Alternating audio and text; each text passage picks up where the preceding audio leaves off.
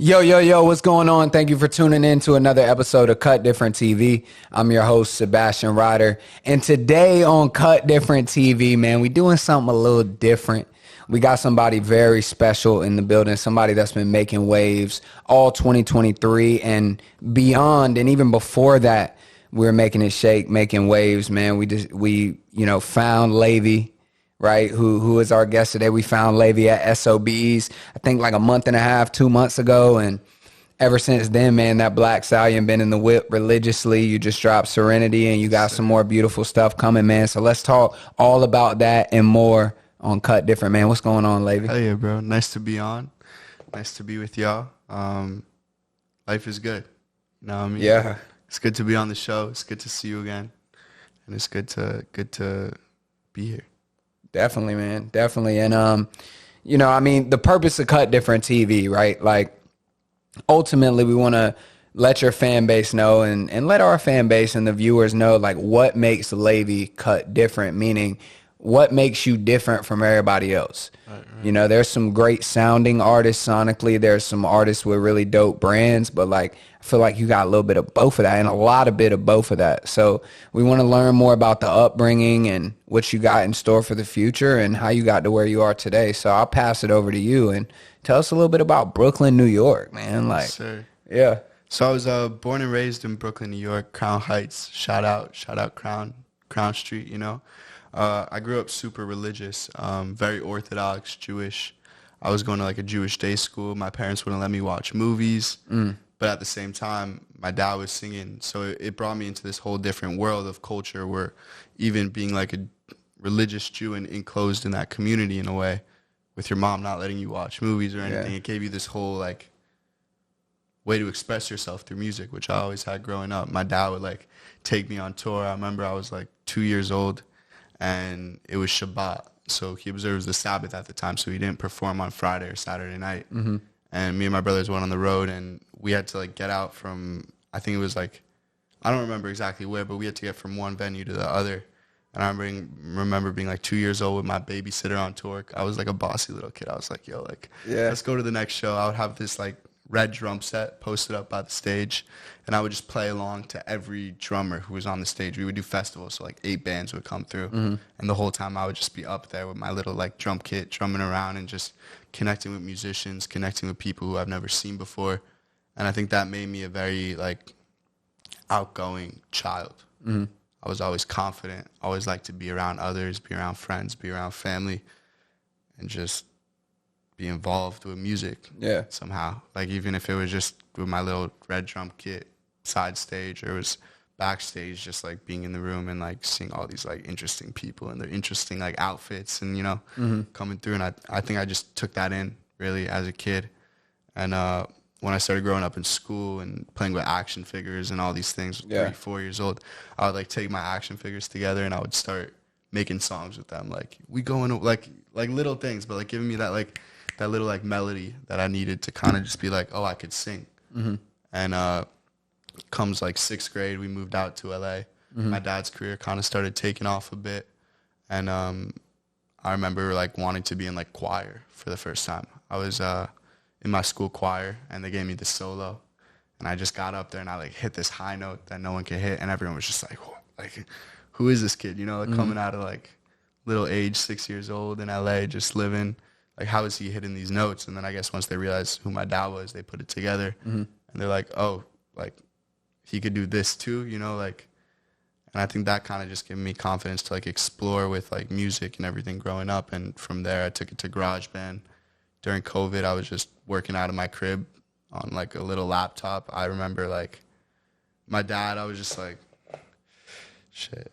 And you keep talking about your pops, and obviously he played a big role in your life. And for the people that don't know, like, tell them a little bit about your pops and you know what I'm saying, how, you know, what he did in his musical career influenced you and gave you the confidence and showed you that this shit is possible for real.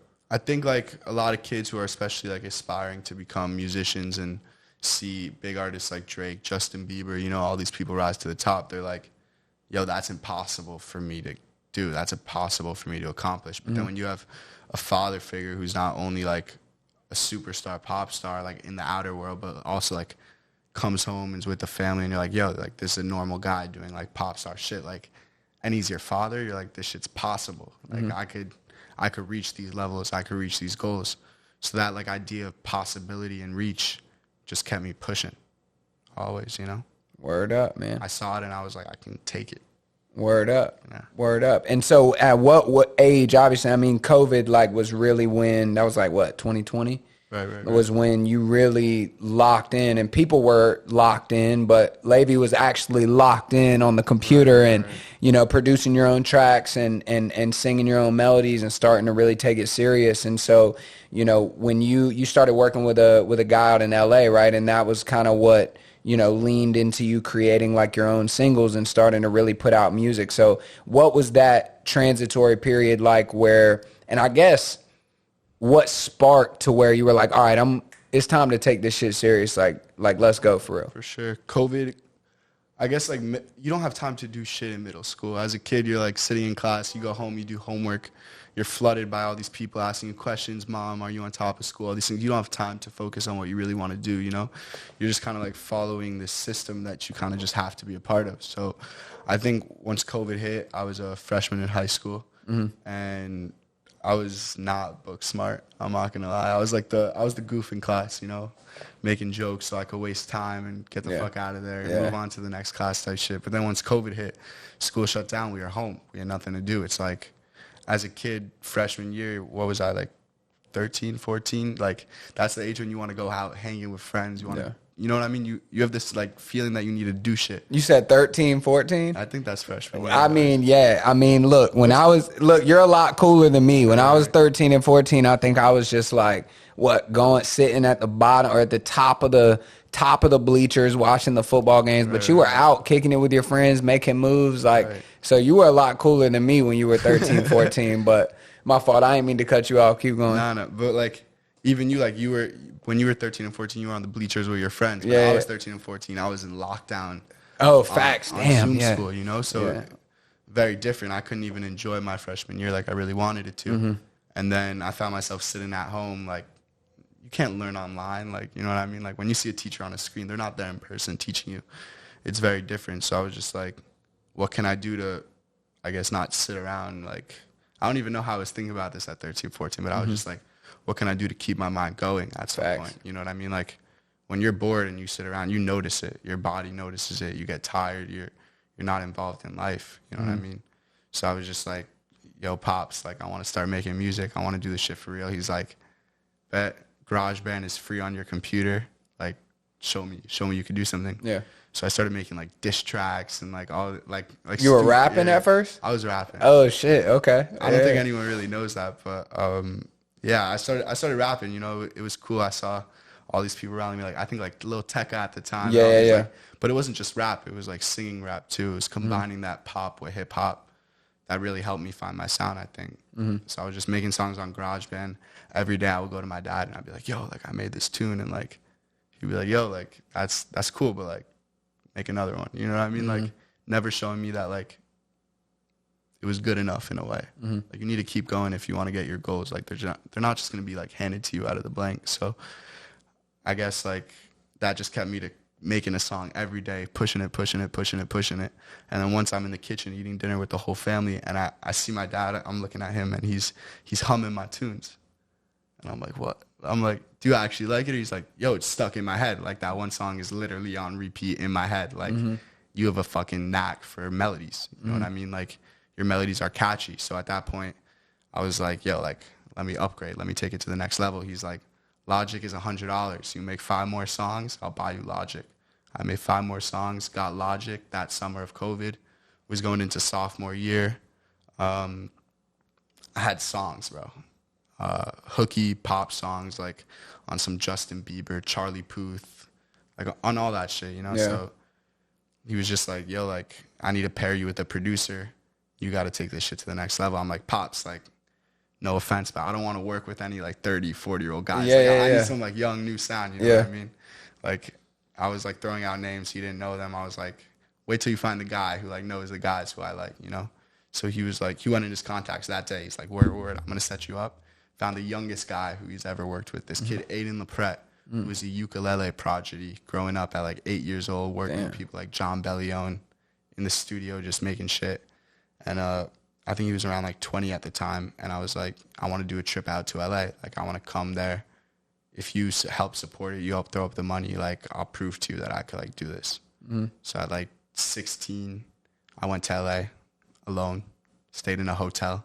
I think I checked in with like a fake ID. Yeah, because you can't even check in unless you're... I'm not even 21. Damn. 18. Yeah. So checked in with the fake ID, just chilling at like a motel for a month, like the cheapest option. It was like maybe a 10-minute walk to the studio. I'll walk there every day from like 9 a.m. to 10 p.m. at night. I was just banging out tune after tune after tune every day. Came home, showed my pops the songs. It's like, that trip was worth it. What's the next steps? What's the next steps? Yeah. And from there, that's what led me here, honestly. Word. And around, so you started really taking it serious when COVID hit, and that was, around what, freshman year, sophomore year? Yeah. And then so when you went to LA, around what time was that? When I was 16, maybe like sophomore year. Okay, bet. End of sophomore year. Bet. And then so the past like couple years now, it's been like, so 2023 has been huge for you. Crazy. Like, you've been doing performances, you've been doing shows, and you've been grinding, and we saw you at SOBs. Right. And that was the first time I saw your pops as well. You got up on the stage, and they ain't have the sound right that night, so somebody had to let them hear it. But we're perfectionists in my family, Yeah. Like, I practiced with my band for that show for like a month, and they were all putting in incredible time for it. And to get up on stage and for it to not sound right, it's just like, it's a killer inside. So he saw that, and he was like, yo, like, you're not getting up there till that shit's right. Yeah. And you had a pretty good like showing from a standpoint of people that came out to see you. We brought out 50 people that night for like second show in Brooklyn. Like, I don't know, it felt good, Also seeing my friends in the audience singing back like word for word, song after song. That's like when you become a musician and you're like 10 years old watching YouTube in your bedroom, looking at like Justin Bieber concerts or like all these festivals, and you see them sing it back. You're like, that's what I fucking want. Hell yeah. And just to see that at such a young age, it's like, I guess I'm on like sort of the right path. The right path, not sort of, you are.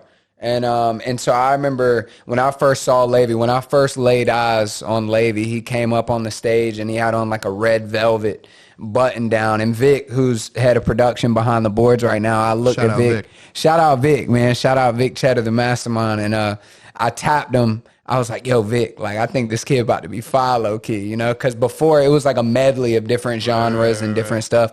I was like, yo, I think this kid about to be fire.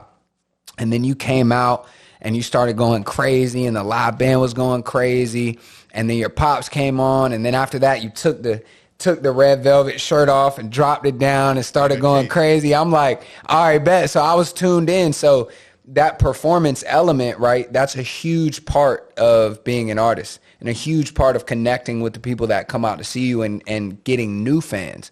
Right. So like, how did you develop that understanding of, performing for people, right? Because you started making music during COVID. It's just you and the mic, right? So how did you build out that skill set? I've always been on stage since I was young, like with that little red drum kit, So I always had that confidence to get out there.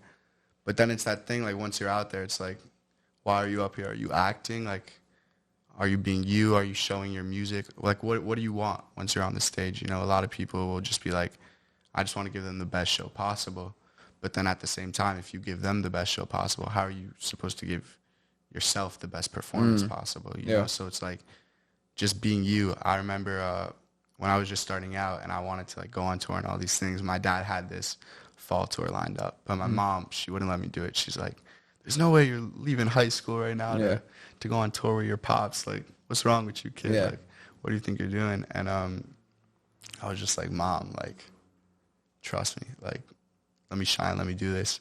And it took about like 3 months of arguing. And after that, she came around. She was like, okay, I know this is important to you.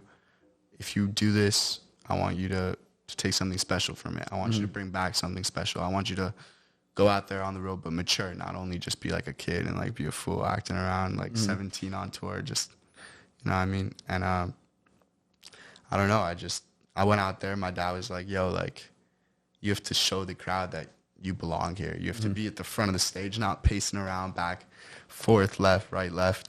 You got to be there. You got to be front. You got to be center. And you got to show them why you're up here. You got to show them your music.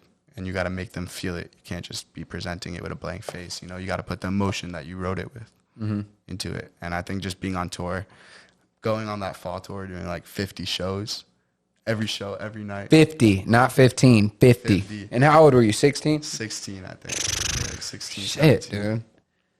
Just like after that, I was just like, yo, like put me in front of the put me in front of the wolves, you know, like let me go stupid.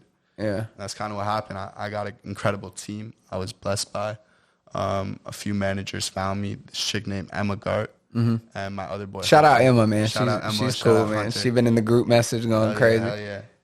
And they really helped me take it to the next level. They set up these 2 shows in Brooklyn for me last summer. And they like let me do my own thing, you know, let me shine.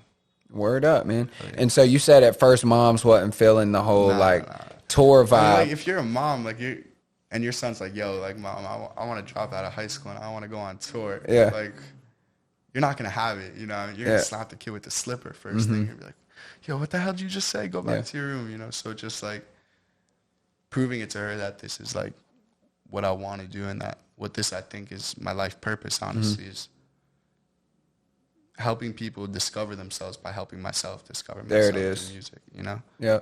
So just like, once I proved that to her, she was like, fly. Yeah. Fly, eagle, fly. I feel that. Did you end up dropping out? I don't think. I did. You did. Word, dude. Congrats, man. Appreciate I didn't that. drop out of high school, but I dropped out of college. Hell yeah. And so it's kind of like an interesting, I can relate to you on that vibe where it's like everybody that you grew up with is still in that traditional, you know what I'm saying, ideology of like, all right, I'm going to do this, I'm going to do that, and then it's going to lead me to here, lead me to there. And so then you're kind of like the black sheep of the group. True. Like, I'm chasing my dreams, I'm doing this, so people don't understand. So before we get into the whole, like, your ethos, your message, right, because we had a call before this interview, and it was like, yo, like, you know, what is the reason for you wanting to be a superstar? And your reason for that is beautiful, and I want everybody to know about that. But tell me a little bit about what it's like for you kind of being the guy that is like, yo, I'm going to do shit my way, and y'all get to see that happen in real time, and y'all are going to do this shit that everybody else does. What is that like? What has been your experience with that, and how have you balanced it all? I mean, it's hard, honestly. Yeah. Fitting in could be easy, you know. Being different could be hard, but it's not about being different. It's about being you. Mm-hmm. No one's the same. If you look at 2 people, you know, like everyone has differences. It's not possible that 2 people could have the same emotions. Yeah. You know, I mean, 2 people could act the same. So just like finding out that I have like my own personality, that I could be myself. I could wear what I want. I could sing how I want. I could dress how I want. Talk how I want. Look how I want. I think I was just like, let me be me, you know? And like letting me be me shows other people like, yo, if this kid's wearing fucking, what are these stitched pants? Like, Shout out Calm Jungle, hell man. yeah, shout out Calm That's Jungle. your homeboy, right? Yeah. Word. He has a crazy brand. He just stitches everything together and it looks incredible, honestly. Shit smooth as hell in person. It's probably Appreciate smooth. you. I don't know if y'all can see it on camera, but them pants crazy. But like if you, for example, like if you come from, especially with the background that I come from, the Orthodox background, where it's like, in a way, everyone has to be kind of the same way, you know, in a certain way. Like you have to wear the same clothes, you have to do the same thing in certain zones of the religion, for sure. Just like everyone could be different, you know what I mean? And just everyone could be them. Did you have and excuse me not knowing, because I've been to Williamsburg, Brooklyn before, and I see the twists and the hang down. Did you have those I did at have one those. point? I did have Yo, those. okay, bet. All right, Yeah, all right, we cool. went crazy. I think I would bite them because they would always just be like in my ear. I would just chew on that shit. Word? I feel it. That's some crazy yeah. shit. I was watching some of your pops' like old stuff back when he had the big beard, and I didn't know. I don't think he had the. What are they called? Is there a word for the twist? Payas. Payas. Did he? I don't think. Did he have them in I think he did, but maybe he tucked them behind his ears. Okay, word. I don't know, but they were there for sure. That's so, dude. Like I don't mean to sound any way, but that idea and that way of life is so interesting to me because it's like You guys talk a little bit about that, man, if you Yeah, want I to, will, I like, will, because I on will. Saturdays, what is the day when you can't like use any Saturday. electronic? Saturday, right? Friday night. It's called the Sabbath. We pretty much, yeah, can't use any electricity. No phone, no nothing for 24 hours. What was that like as a kid having to do that? As a kid, it was normal because I didn't really Yeah, know okay, yeah, anything different. But then when I started growing up, I started sneaking like away to my bedroom to like use my phone on like Saturday and everything. And I wouldn't tell anyone, honestly. But then as I got older, I found something beautiful to it, that it just like, you could take 24 hours to just focus on rest and peace and look at the world and be like, yo, this is a beautiful world we live in. Like, you don't need a phone always staring at, or a notification always popping up, or a worry. A notification is a worry to me. Every time you see something pop, you're like, fuck, like, I need to do this, I need to do that, I need to do this. But then when you have that, like, that break in the week, right, that weekend where you just put it all away and you just get to rest and live in the moment, you find serenity, you know? Yeah, hell You yeah, find that inner peace within yourself, and you got to be with family, and it's a beautiful idea, honestly. yeah. And that why you say 24 hours of Yeah, rest? yeah, 24 hours of rest to find serenity. Okay, bet. Word up, man. Damn, I want to keep diving in on that topic, but whatever. He gave y'all the sauce. He gave y'all the sauce. And so yeah, man, like we weren't gonna get into what I say. I said we want to talk the message, your ethos as an artist. And then we'll get into Serenity, we'll get into Stallion, which is one of my top played songs on my playlist right now. No cap. I'm not just saying that for the cameras. No cap. We had to make this happen. So tell me a little bit more about, like, because you're 18 right now at the time of recording. You just signed a dope ass distribution deal to 10K, right? Hell yeah. Shout out 10K. Shout out 10K. And you know what I'm saying? I mean, being an 18-year-old artist, you know what I'm saying? This is your primary focal point. Music is your thing. It's like, it's easy to get caught up in, especially these days, it's easy to get caught up in like the surface level shit, like the women, Right. the, I don't know if you smoke weed, but all the other shit that's going on that you all could get there in involved front in. of you, like- It is. How do you balance all that, and how do you still maintain that positive, like, you want to connect people through music? Wow. Oh, that was a loaded question, I know, bro. Yeah. I mean, you just gotta block out the fake shit, Like, people are gonna be fake. Ads are gonna be fake, Like, I call that ads when you have all these shit like popping up in your face, like clubs, girls on posters in the streets and everything. That shouldn't be the idea of life, Like, life should just be beautiful surroundings, not necessarily like all this fake shit in your face all the time. Girls with makeup, all these things that are just like, I don't know. I need to answer that question better. Can you repeat the question? Yeah, bro. Yeah, and we'll circle back. So, you know what I'm saying? Getting back into like the ethos of you being an artist, you know what I'm saying? And your goal to connect everybody together. Like, a lot of artists, if they were to sign a deal, you know what I'm saying? Shout out 10K. I think that's who you signed to, right? Yes, sir. And, if they were to sign a deal at 18 and their primary focus is music, and especially making the type of music you make, which is like, you got the guitarist up there, you swinging your hair, you got the vibes and stuff. It's easy to get caught up in the quote unquote lifestyle of being, I would call you a rock star, right? So, like, how do you balance all that at where you are now in this space, and what is your, plans for moving forward to maintain that balance? I think you just focus on what's important to you. Like, if the music is important to you and the message that you're trying to send to people is important to you, then you're not going to have time to focus on anything else. You're going to be in the studio all day, every day, trying to get your message out. You're going to be trying to promote your message. You're going to be trying to do all these. You don't have time for all the bullshit.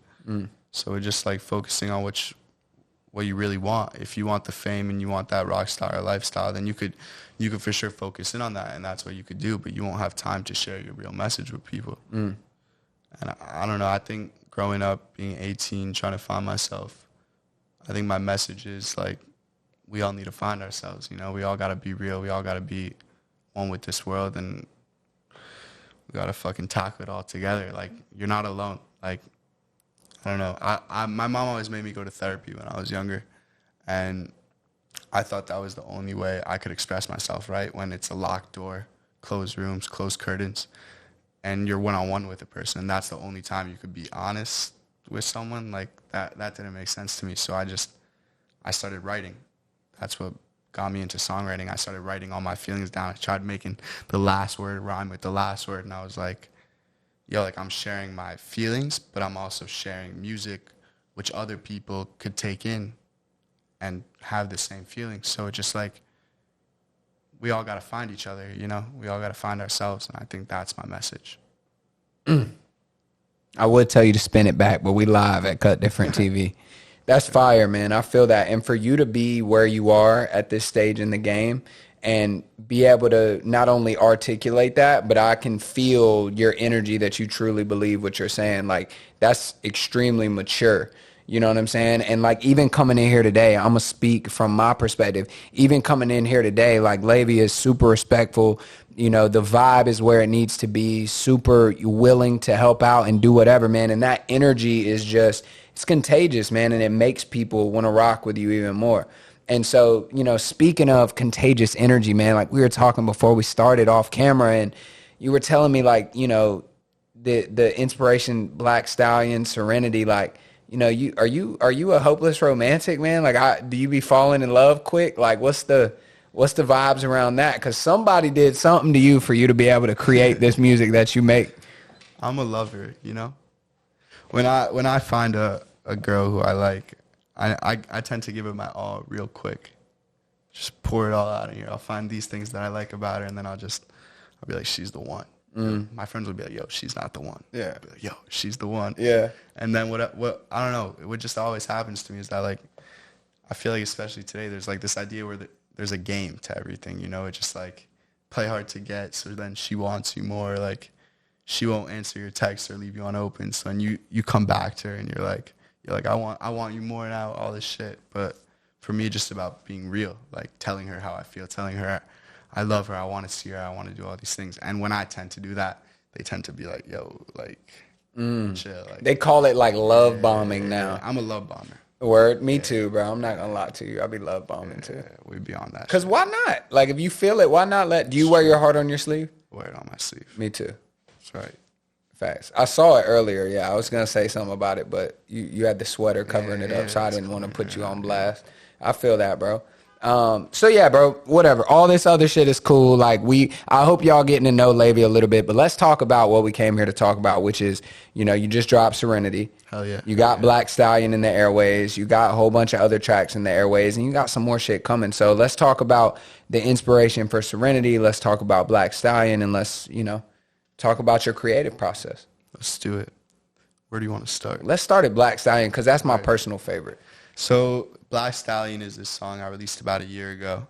And it's about the first time I thought I found love. It was with this girl. Should I drop her name? Drop it on Cut Different. Her name was Maya, from the hometown where I grew up, high school, Englewood. And I don't know. I love this girl. And Still to this day? I don't know. I feel it. I don't know. Is it love or is it lust? Yeah, that's the question, you know? That's the real question right there. Yeah. But I don't know. I always wanted her, and she just saw me as a best friend. And I tried to give it all to her, you know? I tried to be fast like the Black Stallion or like the Ferrari Italian and just show it all, but she always just pushed back. And I started to realize, like, did I want her more because she was pushing back? Like, was it lust at the end, or was it love, you know? Yeah. And that's humans, right? Like, we always want what we can't have. It's true. Or what we think we can't have. It's true. I feel that. Damn, man. Like, I don't know, man. I'm 26 at the time of recording. And, you know, I knew, you just turned 18 recently, right? August. Yeah, in August. So I saw you, was SOBs before or after that? SOBs was before that. Before that, because I remember, I think you said on stage, or whoever introduced you was like, yeah, it's 17, da-da-da-da. And after that show, when I listened to that track, I'm sitting there and I'm like, yo, how the hell is this 17-year-old kid able to resonate with me the way that he's resonated with me through music, Because we're love bro? bombers, bro. And like that, bro, I'm telling you, when, so your birthday's in August, so are you a what? Virgo. A Virgo. Okay, so you're an Earth I sign. thought I was a Leo my whole life, though. Word? Are you on the cusp? Yeah, I'm like the day after. And then I looked it up, and my whole personality changed. Word. Yeah. Damn, man. All right, we're not gonna get into astrology, I don't know. Yeah. Because you look at that shit and it like says a few things and you're like, yo, that's me. Yeah. And then like you find out you're not that thing. You look up something else and you're like, yo, like that's me too. And then you're just like, what the fuck? And there's like the whole new shit where like they added a new one in or something. So now everybody's like, I don't know, bro. It's just one of my really good friends is big into astrology, and so I'm like hip. I'm the guy that like ask people that I meet their big three, but I don't really know what that means. I just ask them just to act like I know. Big three means. I'm not gonna lie. Yeah, basically it's your rising sign, which is like when you first meet somebody, like when you first walked in here today, that would be like your rising sign. Like my rising sign's a Cancer, and then your sun sign, which is like when people ask you what's your sign, that's what you would say. So you would say Virgo, and then your moon sign is like how you are emotionally, I guess. So I'm like a double Aries, I think, like sun, moon, and then Cancer rising. I didn't even know that was possible. It's cool. You just Google that shit and you find it. You actually learn a little bit about yourself. It's pretty dope. Yeah, you read that shit, you're like, damn. Yeah. But yeah, so before we get out of here, dude, I could talk to this dude forever. But let's talk about Serenity. So that just dropped at the time of recording, and it's fire.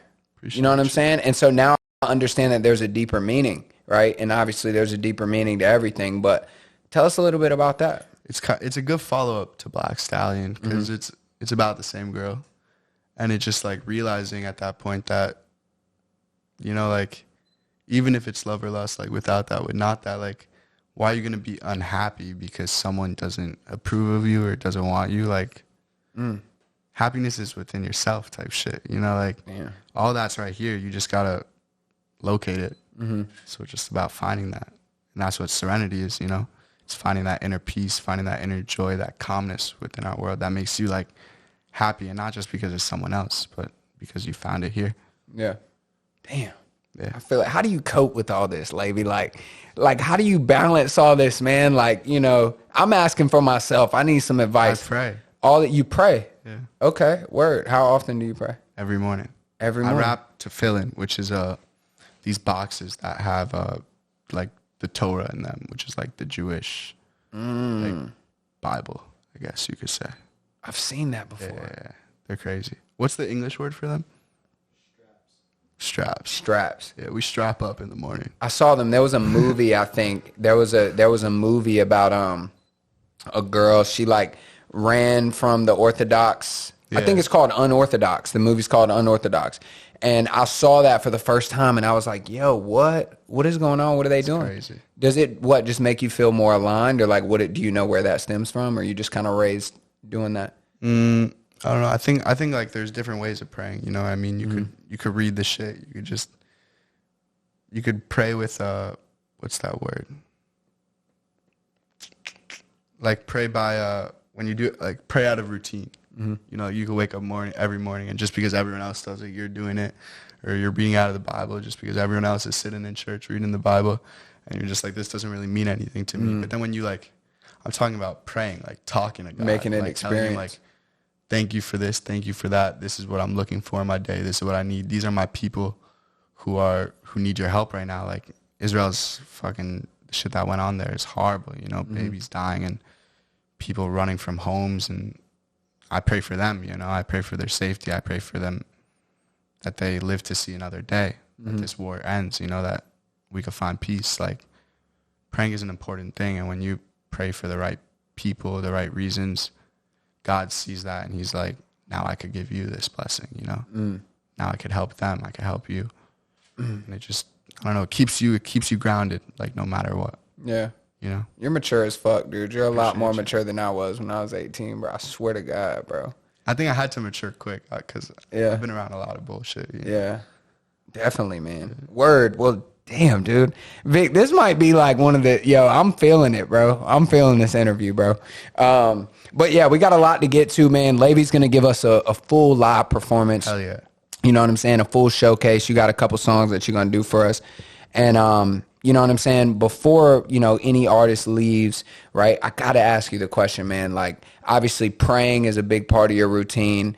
You know what I'm saying? And I think, you know, obviously get in the studio, letting out emotions, things like that. But what is one motto or like mantra that Laivy has that, you know what I'm saying, you feel puts that battery in your back and keeps you going every single day? I'm hungry. Like literally, you want some food? No, not. I want it. You know what I mean? Yeah. I want millions of people to hear my message. I want to be on a stage with people singing the lyrics back to me. I'm hungry for this shit. I've seen my dad do it. I just want it, bro. Mm-hmm. I want to. I don't know. You want this shit? Yeah. Damn. Yeah. I hope y'all feel that the way that I just felt that, man. And you know, also I gotta tell them something, Laivy. Just because I mean I feel like this has been a great conversation, right? Yeah. We've been vibing, right? Why are you not subscribed yet? Why have you not hit like on the video? You know what I'm saying? Also, drop a comment and share this with anybody that, you know what I'm saying? Maybe you're already a fan of Laivy, or maybe you're just seeing him today. But either way, share it with somebody that loves good music. You know what I'm saying? Because we're really talking about real things here on Cut Different, and this is the only place where you're getting it. It's true. You know? So, why are they not subscribed? What are they doing? Click that button, you know? Yeah, man, we got some merch coming for y'all. We got all sorts of shit coming, man. But shout out Laivy, man. I really appreciate you coming on here and joining us on Cut Different TV. And, you know, this is a little bit out of the ordinary from what we usually do, man. So I was really excited for this, and I know we had like multiple conversations around it. And yeah, I mean, I could talk all day, but, you know, where can they find you? Yeah. You can find me in my house. I won't tell you my address, but you can find me on Instagram, TikTok, laivy.miller, Laivy. Word up. Yes, Word up. sir. Not hard to find. And trust me, once you find them, you're not going to be able to get away, man. So shout out to you, man. Shout out for joining us on here today. And, you know, do you have any shows coming up, or where if they want to come see you live or whatever the case may be? I don't know what my plan for the next year is. I was just in Israel learning over there. Mm-hmm. I might go back. I might stay. I have no clue. But wherever the journey takes me, I'll make sure to let you know. Follow me on our socials. I'll keep you updated. Yeah. You got a broadcast channel, too. I think you added us to the broadcast. Maybe day ones, if you were day one. Word. I felt special when I got added to that. Hell yeah. Word up, man. Well, shit, dude. Thank you for tuning in to another episode of Cut Different TV. I go by the name of Sebastian Ryder. This is Laivy. And we outside, man. We out. Hell yeah.